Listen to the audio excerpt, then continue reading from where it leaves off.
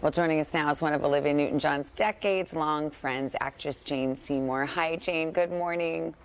Good morning. I know how we all feel, and we just knew her from afar, really. And you, of course, had this decades-long friendship, 40 years. How are you doing? How's the family doing? Gosh, I'm just watching that beautiful tribute, and she would have loved that so much.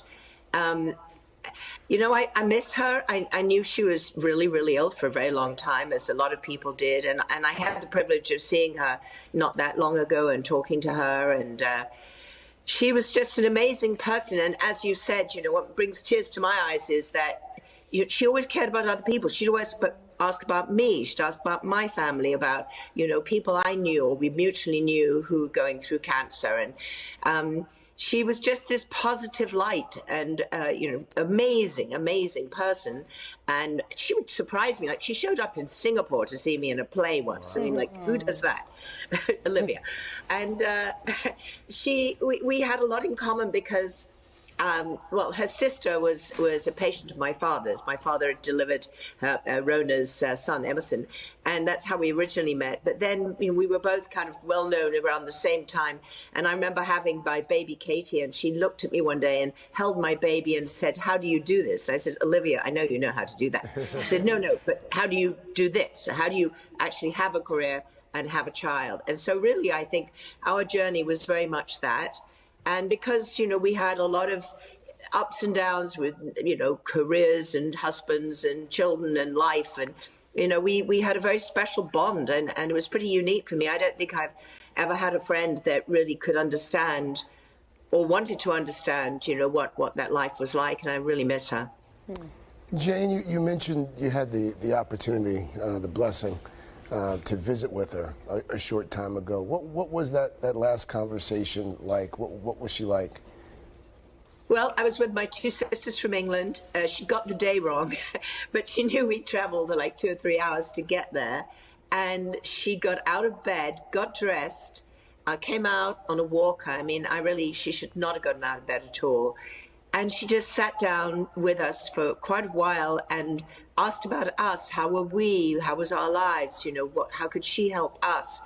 And then she just looked around and she said, "Isn't it beautiful here?" And I said, "Yes, it is." She said, "I sit out here and I just look at the world. I mean, how beautiful. Look at the sky, look at the hummingbirds, look at that dog. I mean, look at this life that we have. And look at us together after all these years." And she reminds me, and will always remind me every day, that life is a journey. It has its ups and its downs, and she just had such strength and fortitude. And as much as she was suffering, she never spoke about it, ever. She just put a smile on her face and said, "You know what? I'm thriving. I'm thriving."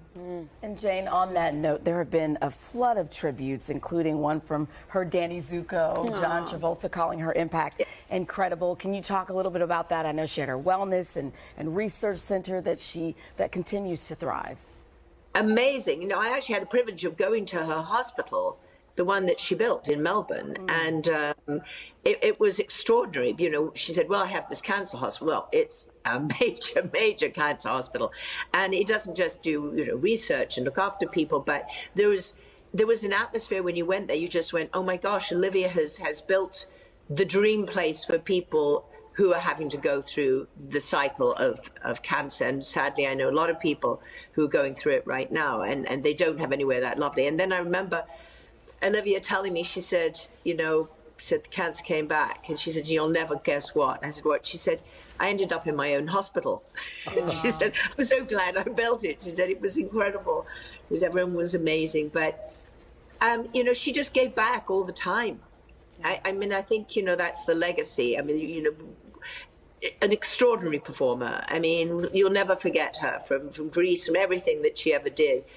But her ability to, at the same time, care so much about other people and make it happen, raise millions and millions, and really, more than anything, open her heart to people, just say, "Hey, This is a journey, and I'm on it, and I'm there with you. We just have a few moments left, Jane, but you know, I'm so struck by her gentleness and her humility. And I was saying earlier that, you know, for someone like her, there's whole generations, especially young girls our age, for whom she is an icon, who danced in front of the mirror with a hairbrush, wishing they were Olivia Newton-John, wanted to be Sandy, and she just held that so gracefully, and it could have been overwhelming. But she was just always so kind and seemed to have such a good head on her shoulders. Authentic and a class act. You know, no matter whatever happened in her life, no matter what. And I think, you know, if there's a lesson to be learned in life from her, you know, there's that, and the fact that she always did her best and gave back and had a very loving husband and you know, Chloe, her wonderful daughter. Wow, how we loved her. And Jane, thank you for taking the time. I know your heart's breaking, but it's so good to hear you talk about your friend. And she sure deserves all those tributes and more. Thank you. Thank you. Hey, thanks for watching our YouTube channel. Find your favorite recipes, celebrity interviews, uplifting stories, shop our favorite deals, and so much more with the Today app. Download it now.